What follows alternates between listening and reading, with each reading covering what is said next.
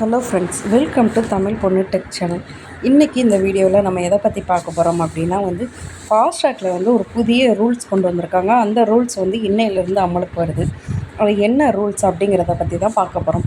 அதாவது இப்போ நம்ம ஃபாஸ்ட்ராகில் நிறைய மாற்றங்கள் கொண்டு வந்திருந்தாங்க. அந்த மாற்றங்களில் 3000 ரூபா கட்டினா மட்டும் போதும், ஒரு வருஷத்துக்கு நம்ம இந்தியா முழுக்க எந்த நேஷ்னல் ஹைவேலனாலும் பயணம் செய்யலாம் அப்படின்னு சொல்லியிருந்தாங்க. அதே மாதிரி 30,000 ரூபாய் கட்டுற இருந்தாலும் 15 வருடங்களுக்கு நீங்கள் இந்த ஃபாஸ்டாக் ரீசார்ஜ் மூலிமா இந்தியா ஃபுல்லாகவே பயணம் செய்யலாம் அப்படின்னு சொல்லியிருந்தாங்க இல்லையா. அதே மாதிரி ஒரு புதிய ரூல்ஸ் கொண்டு வந்திருக்காங்க. அந்த ரூல்ஸ் நமக்கு நல்லதா இல்லை கெட்டதா அப்படிங்கிறத பார்க்கலாம். இதனால் யாரெல்லாம் சஃபர் ஆவாங்க அப்படிங்கிறத பற்றியும் பார்க்கலாம். ஓகே ஃப்ரெண்ட்ஸ், வாங்க வீடியோக்குள்ளே பார்க்கலாம்.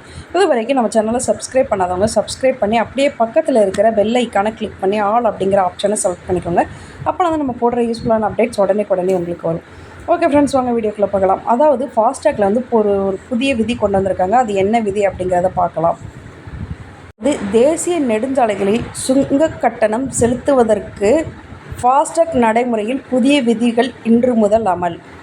புதிய விதியின்படி சுங்கச்சாவடியில் கடப்பதற்கு 1 மணி நேரத்திற்கு முன்பு ஃபாஸ்டாக் செயலற்ற நிலையில் இருந்தால் அல்லது பேலன்ஸ் குறைவாக இருந்தால் சுங்கச்சாவடியில் செலுத்திய கட்டணம் நிராகரிக்கப்படும்.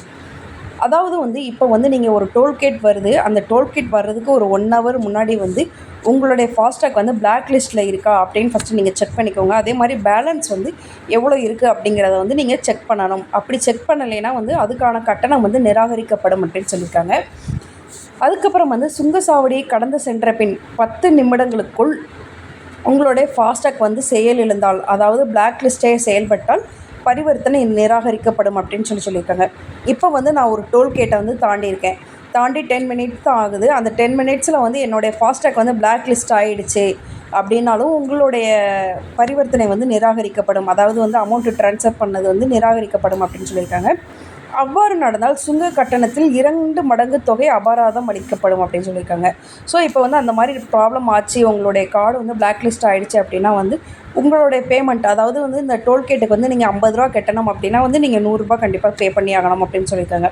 ஸோ இப்போ நீங்கள் ஒரு லாங் ட்ராவல் போகிறீங்க, அந்த மாதிரி டயத்துலலாம் நீங்கள் கம்பல்சரி ஒரு 100 ரூபாயோ கட்ட வேண்டிய இடத்துல ஒரு 200 ரூபா வச்சுக்கிறது நல்லது. ஏன்னா உங்களுக்கு இந்த டோலுக்கு இவ்வளோ அமௌண்ட்டு தான் அப்படிங்கிறது உங்களுக்கு ப்ராப்பராக தெரியாது. ஓகே, அதனால் நீங்கள் உங்கள் வெஹிக்கிளை ஸ்டார்ட் பண்ணுறதுக்கு முன்னாடியே உங்களுடைய ஃபாஸ்டாகில் எவ்வளோ அமௌண்ட் இருக்குது அப்படிங்கிறத ப்ராப்பராக செக் பண்ணிக்கோங்க. முன்னாடிலாம் எப்படின்னா இப்போ நீங்கள் ஒரு டோலை கிராஸ் பண்ணுறீங்க, எனக்கு இப்போ ஒரு 15 ரூபா தான் இருக்குது. கிராஸ் பண்ணதுக்கப்புறம் என்னுடைய ஃபாஸ்டாகில் ஒரு 15 ரூபா தான் இருக்குது. நெக்ஸ்ட் டோல் வந்துருச்சு. பட் நான் அமௌண்ட்டு பே பண்ணிட்டேன், பிளாக் லிஸ்ட் பே ஆகிடும். ஆனால் அதில் பிளாக் லிஸ்ட்னு சொல்லிட்டு மைனஸில் அமௌண்ட்டு போகும்.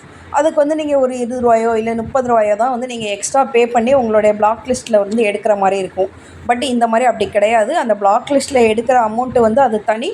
நீங்கள் அந்த டோலுக்கு டபுள் மடங்கு சார்ஜஸ். இப்போ நீங்கள் 15 ரூபா தான் வச்சுருக்கீங்க உங்கள் ஃபாஸ்டாகில்.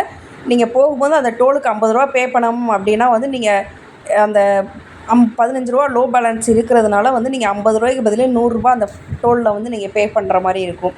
ஓகே, ஸோ நீங்கள் உங்கள் ஃபாஸ்டாகில் இருக்கிற மினிமம் பேலன்ஸ் எவ்வளவு, என்ன டோல் போகிறீங்க, இப்போ உங்களுக்கு கூகுள் பேலேயே காட்டும் எத்தனை டோல் இருக்குது, அந்த டோலுக்கு எவ்வளோ அமௌண்ட் ஆகுதுன்னு. ஸோ அதுக்கேற்ற மாதிரி அதை விட ஒரு 200 ரூபா 300 ரூபா அதிகமாகவே நீங்கள் ரீசார்ஜ் பண்ணி வச்சுக்கிறது ரொம்பவே நல்லது. அப்படி இருக்கிறதுனால உங்களுடைய தேவையான பண விரயங்களை நீங்கள் தடுக்கலாம் அப்படின்னு சொல்லியிருக்காங்க. ஓகே ஃப்ரெண்ட்ஸ், இந்த வீடியோ உங்களுக்கு ரொம்பவே யூஸ்ஃபுல்லாக இருக்குன்னு நினைக்கிறேன். நெக்ஸ்ட் ஒரு வீடியோவில் மீட் பண்ணலாம். Thank you, bye bye.